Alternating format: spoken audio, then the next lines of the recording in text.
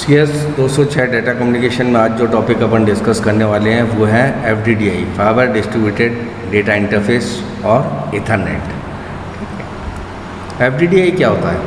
Fibre distributed data interface. ये क्या है? सेट ऑफ ANSI और ISO स्टैंडर्ड है for transmission of data in A local area network over optical fibre cable. इसमें कौन सी cables का उपयोग किया जाता है? ऑप्टिकल फाइबर केबल्स का। ये बड़े लेंस को कनेक्ट करने के काम में आता है, जो कि डायमीटर में 200 किलोमीटर तक हो सकते हैं। ये मेन फीचर्स क्या हैं FDDI के? FDDI में ऑप्टिकल फाइबर को फिजिकल मीडियम की तरह काम में लिया जाता है। ये फिजिकल और medium access control layer of OSI model कार्य करता है। इसमें डेटा ट्रांसमिशन की काफ़ी हाई रेट प्रोवाइड करता है। इसमें डेटा ट्रांसमिशन की rate up to 100 Mbps provide करता है और इसमें हंड्रेड्स ऑफ यूज़र्स को ये सपोर्ट करता है। ये ऐसे लैन सेटअप करने के काम में आ सकता है जो 200 किलोमीटर तक डायमीटर में हो और वॉइस और मल्टीमीडिया कम्युनिकेशन के लिए काम में आता है। इसमें ring based token passing mechanism काम में आता है, जो कि किसके द्वारा लिया गया है? IEEE 802.4 टोकन बस स्टैंडर्ड द्वारा लिया गया है। इसमें बेसिकली दो रिंग्स होती है, एक तो प्राइमरी रिंग और एक सेकेंडरी रिंग। प्राइमरी रिंग है that is mainly use for data and token transmission. ठीक है, डेटा और टोकन का ट्रांसमिशन बेसिकली कौन सी रिंग पे होता है? प्राइमरी रिंग पे।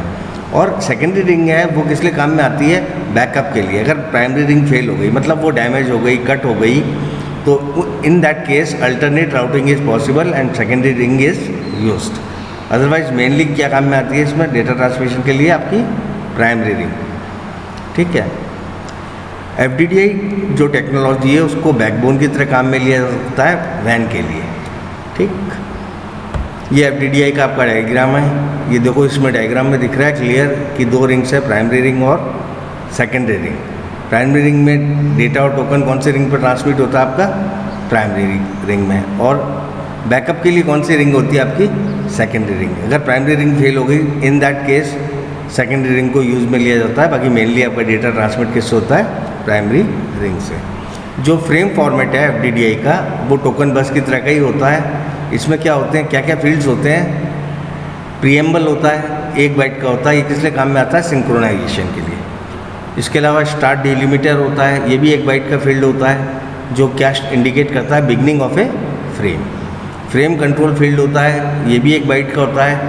ये बताता है कि जो डाटा फ्रेम है कि कंट्रोल फ्रेम है। फ्रेम आपका डेटा फ्रेम है कि कंट्रोल फ्रेम है। डेस्टिनेशन एड्रेस और सोर्स एड्रेस, ये 2 से 6 बाइट के फील्ड होते हैं, जो क्या बताते हैं? डेस्टिनेशन एड्रेस तो क्या बताता है? Address of destination station. Source address क्या बताता है? Address of source station. Payload, payload क्या होता है? एक्चुअली जो डेटा होता है उसको क्या बोला जाता है? पेलोड। ये वेरिएबल लेंथ का फील्ड होता है, जो कि डेटा को नेटवर्क लेयर से लेता है। ठीक है, फिर उसके बाद 4 बाइट का एक चेकसम फील्ड होता है, that is use for error detection. Transmission के दौरान एरर्स आ सकती है, तो उन एरर को डिटेक्ट करने के लिए चेकसम फील्ड को काम में लिया जाता है। और लास्ट फील्ड होता है एंड डिलिमिटर फील्ड। ये 1 बाइट का फील्ड होता है, जो क्या मार्क करता है? एंड ऑफ द फ्रेम, कि यहाँ आपका फ्रेम का क्या हो गया है? एंड हो गया है। नेक्स्ट आता है आपका इथरनेट। इथरनेट क्या? सबसे पॉपुलर लैन टेक्नोलॉजी कौन सी? आपकी इथरनेट। इसको कौन से स्टैंडर्ड द्वारा डिफाइन किया गया है? IEEE 802.3 स्टैंडर्ड द्वारा। इसकी पॉपुलैरिटी का मेन रीज़न क्या है कि इथरनेट को अंडरस्टैंड करना आसान है, इम्प्लीमेंट करना आसान है, मेंटेन करना आसान है, और ये लो कॉस्ट इम्प्लीमेंटेशन मेथड है, इसलिए इथरनेट काफ़ी पॉपुलर है।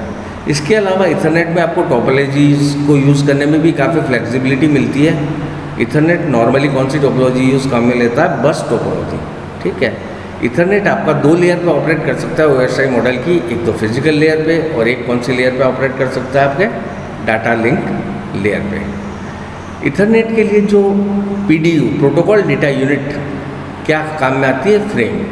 क्योंकि अपन मेनली किससे डील करते हैं? डेटा लिंक लेयर से। डेटा लिंक लेयर पे PDU क्या होता है? आपका फ्रेम्स होते हैं।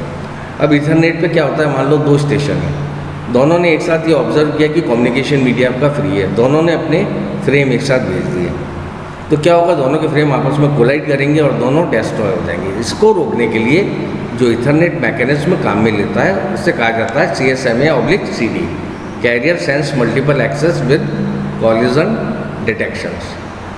अब जो इथरनेट से पहला आता है आपका स्टैंडर्ड इथरनेट, जो क्या है कि आपका 10 Mbps पे ऑपरेट होता था। डेटा ट्रांसमिशन की स्पीड क्या होती थी 10 मेगाबिट्स पर सेकेंड, लेकिन अब ये ऑब्सोल्यूट हो चुका है। अब जो आता है फास्ट इथरनेट, इसमें डेटा ट्रांसमिशन की स्पीड क्या होती है 100 Mbps। गीगाबिट इथरनेट आता है, उसमें डेटा ट्रांसमिशन की स्पीड आपकी क्या होती है 1000 मेगाबिट्स पर सेकेंड। और एक आता है 10 गीगाबिट इथरनेट। लेटेस्ट डेवलपमेंट कौन सा है 10 गीगाबिट इथरनेट, ठीक है। इसमें डेटा ट्रांसमिशन की रेट क्या होती है 10 गीगाबिट्स पर सेकेंड, ठीक है। ये जनरली किसके लिए काम में आता है, बैकबोन्स के लिए काम में आता है, हाई एंड एप्लीकेशन में, जिसमें कि बहुत डेटा ट्रांसफ़र की रेट्स काफ़ी हाई की रिक्वायरमेंट होती है। अब जो इथरनेट का आपका फ्रेम फॉर्मेट होता है, ठीक है, इसको IEEE 802.3 स्टैंडर्ड में डिफाइन किया गया है, ठीक है। इसमें क्या स्टार्टिंग में एक प्रीएम्बल होता है, फिर SFD होता है, ये दोनों फिजिकल लेयर पे कार्य करते हैं। फिर डेस्टिनेशन एड्रेस होता है और सोर्स एड्रेस होता है। इसमें सोर्स और डेस्टिनेशन के क्या लिखे जाते हैं मैक एड्रेस, ठीक है।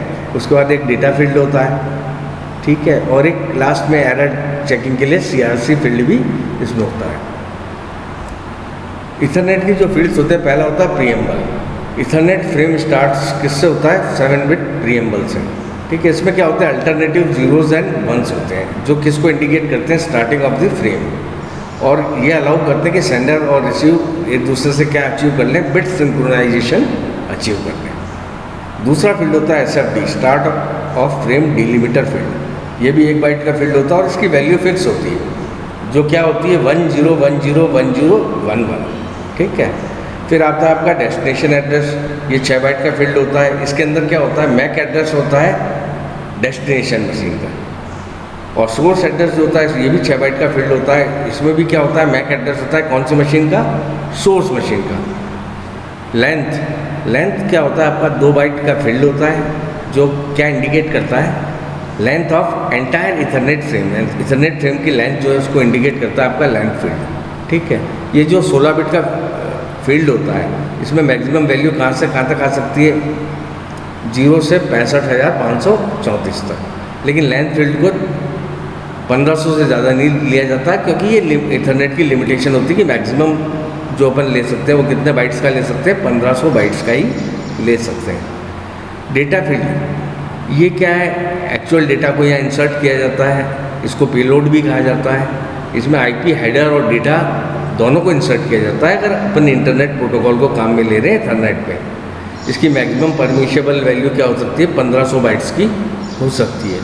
अगर मान लो डेटा इसकी मिनिमम लेंथ 46 बाइट्स होनी चाहिए, मान लो कि अगर data length less than 46 bytes है तो उसको अपन को एक्स्ट्रा 0 की पैडिंग करनी पड़ती है ताकि मिनिमम पॉसिबल लेंथ को आप बना लें।